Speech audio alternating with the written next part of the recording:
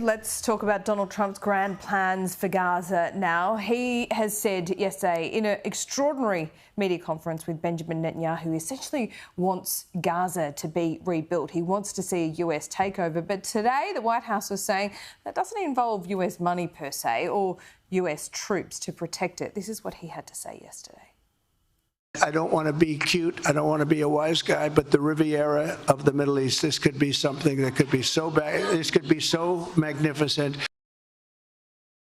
Joining me now is political strategist Yaron Finkelstein, who served as an advisor to Scott Morrison during his prime ministership. Yaron, good to see you. I don't know where to start with this, so where would you like to?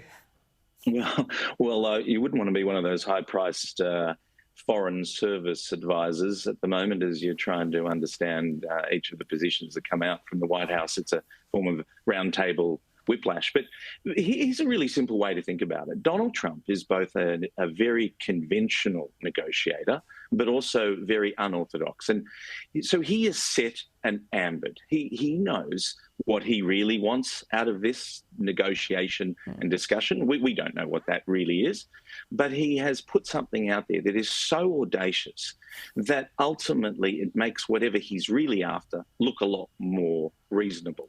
That's a classic negotiating technique. But the real sizzle factor with the way Donald Trump negotiates is it's quite possible and credible that he does some of the things that he says he will. Now, it doesn't mean that that's the case in this example, but people probably sit there and go, he might do some of this. And so that really makes it hard to know what he's up to, and that makes him an effective negotiator.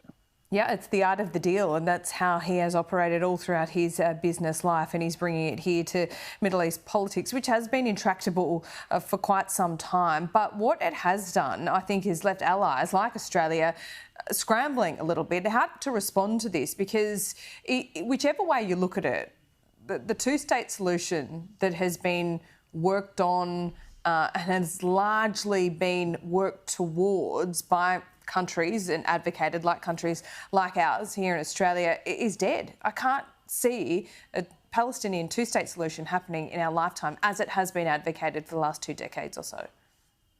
And that's the caution that Australian political leaders are exercising, because this is just the first iteration of this discussion stroke negotiation.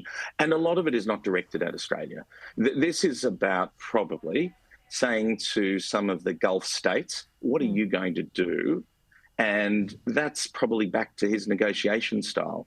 So I think we see some of that outlier type of thinking that he brings into negotiations, but it does not mean that that's where we'll end up within a week or 2 weeks. And we're already seeing the White House contextualising his comments and explaining it. I think we should expect to start to see some English subtitles for some of his press conferences as people try and explain what he really means. And we should expect to try and understand the context and what he's really trying to say. Yeah, it's about taking him seriously or literally, and a lot of supporters have long said that they take him seriously but not always literally, and they're okay with that. Right. There's a little bit of a Trump effect we can already see in the election campaign before it's formally called here in Australia, but I think it has made leaders like Peter Dutton a little bit more decisive, or perhaps given him a bit more confidence to do so. How do you think this election campaign shapes up? Because we're seeing already two very different styles of leaders, and I think we're starting to see the start of two very different strategies as well about how they trot out announcements, how they advocate for them, and whether they're worried about costings. Yeah, that's a very good way to look at it. I looked at how the Americans voted in quite some detail, and to a person, Democrat or Republican, when asked what sort of attributes they want from a leader, said they want strength and clarity in what they were saying and doing. Now, if Peter Dutton is doing that, I think it puts him in a good place with voters who are saying, I want that. And so I'm not sure that the Albanese camp is unaware of voters' need for some strength of character and strength and resolution of positions.